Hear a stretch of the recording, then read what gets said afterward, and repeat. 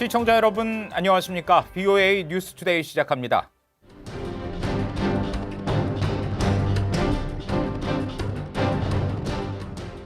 북한이 유엔 결의를 위반하며 아프리카 세네갈에서 불법적으로 외화벌이를 하는 실태 단독 보도해드리고 있는데요. 오늘은 열악한 노동 환경에서 일하며 북한 정권을 위해 돈을 벌고 있는 현장을 전해드리겠습니다.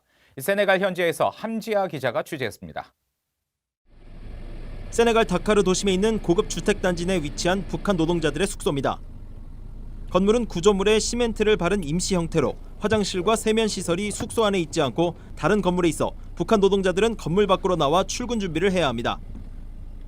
내부 사정을 알고 있는 세네갈 현지인은 충분한 지원 없이 북한 노동자들이 직접 숙소를 짓다 보니 비가 오면 건물 안으로 물이 새고 방충시설도 없어 말라리아 감염 위험에 노출돼 있다고 전했습니다.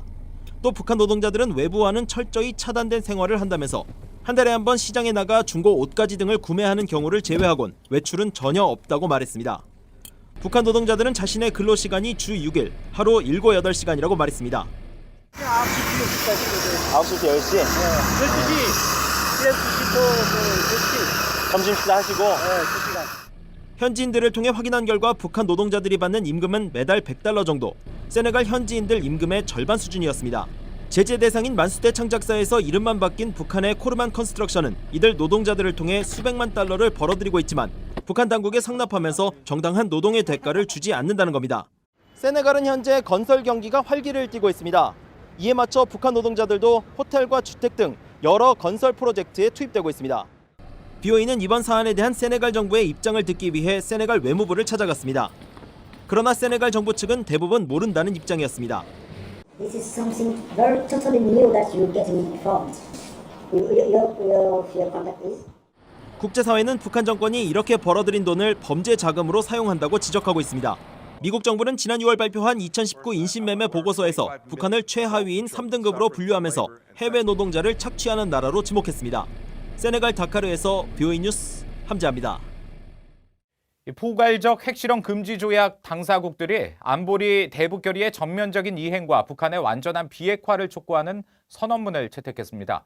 북한에는 즉각 조약에 서명 비준하라고 요구했습니다. 이현철 기자가 보도합니다. 포괄적 핵실험 금지 조약 CTBT 당사국들은 25일 유엔 총회가 열리는 뉴욕에서 제11차 CTBT 발효 촉균회의를 열어 북한의 완전한 비핵화를 촉구하는 내용의 최종 선언문을 채택했습니다. 최종 선언문은 2006년 이후 북한이 자행한 6차례 핵실험을 규탄하고 유엔 안보리 관련 결의들의 전면적인 이행의 중요성을 강조했습니다. 아울러 육자회담 등 평화적인 방법을 통한 완전하고 검증 가능하며 되돌이킬 수 없는 한반도 비핵화의 중요성도 강조했습니다. 유럽연합의 페데리카 모게리니 외교안보정책 고위대표는 북한의 완전한 비핵화를 촉구했습니다. The European Union urges the DPRK to embark on a credible path towards a complete, verifiable and irreversible denuclearization and to immediately comply with all relevant UN Security Council resolutions. 모게리니 고위대표는 이어 북한 핵실험장의 검증 가능한 폐쇄라는 가시적인 진전을 기대한다고 덧붙였습니다.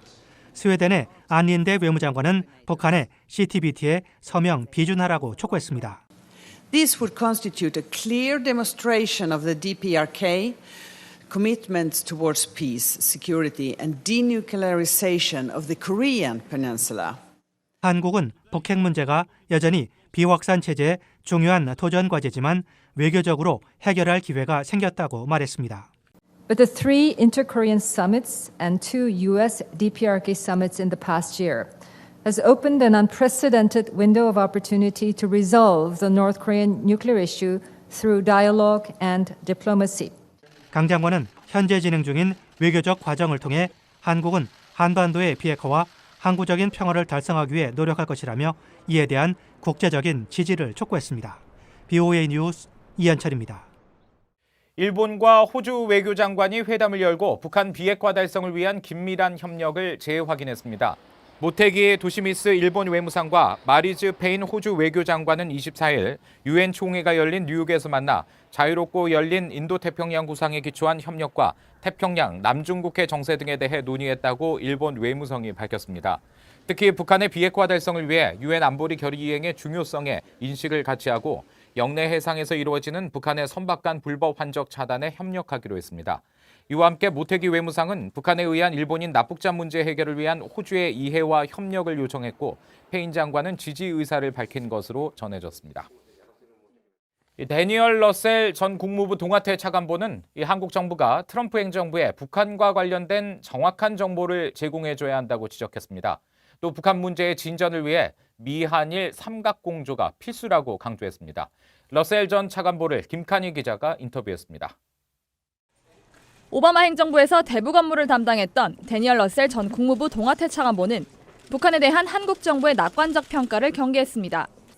중재자 역할을 자임했던 한국 정부의 역할은 줄어들었다면서 한국 정부는 장밋빛 안경을 끼고 북한을 바라보지 말고 정확한 정보를 미국에 전달해줘야 한다는 것입니다.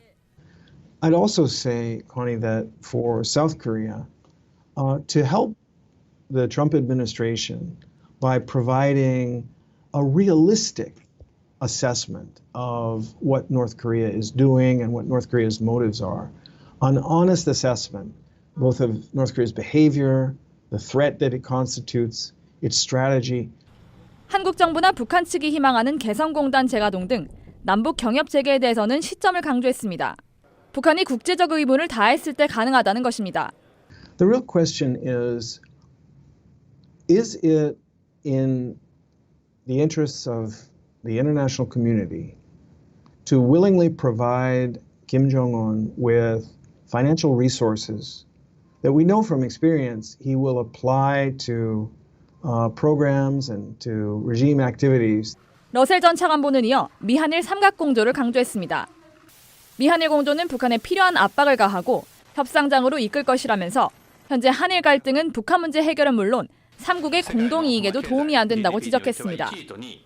Coordination among the three allies, South Korea, the United States, and Japan, is an absolute prerequisite for progress on North Korea, and therefore the current friction and enmity between Seoul and Tokyo benefits Pyongyang and represents a significant challenge to our collective interests.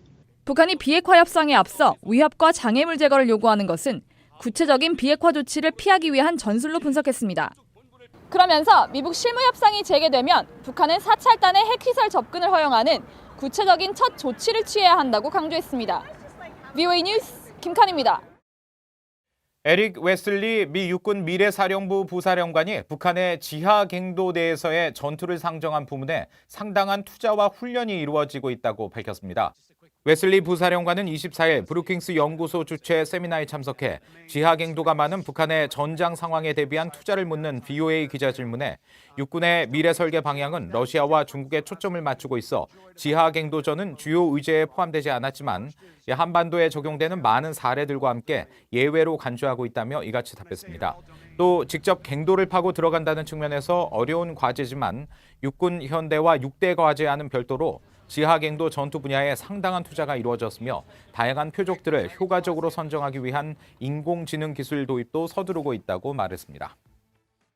미국 트럼프 행정부가 2017년 9월 북한 국적자들의 미국 여행 금지 포고령을 내린 이후 예외적 입국 승인을 얻은 북한 국적자는 모두 83명인 것으로 나타났습니다. 미 국무부 영사과의 에드워드 라모토우스키 부차관보는 24일 미 하원 외교위 청문회에서 지난 2년 동안 북한 국적자 115명이 입국 승인을 신청했고 이 가운데 78명이 여행금지 포고령 예외 대상으로 또 다른 5명은 면제 대상으로 인정받았다고 밝혔습니다. 포고령은 입국해도 미국의 안보에 위협이 되지 않을 경우 면제가 가능하고 기존 미국 체류나 유효 미국 비자 소지자 등에 대해서는 예외를 인정하도록 했습니다. 한편 국무부 비자 통계에 따르면 2018년 10월부터 올해 7월까지 비이민 비자를 받고 미국에 입국한 북한 국적자 수는 모두 33명으로 집계됐습니다. 이상으로 VOA 뉴스투데이 마칩니다. 함께해 주신 여러분 고맙습니다.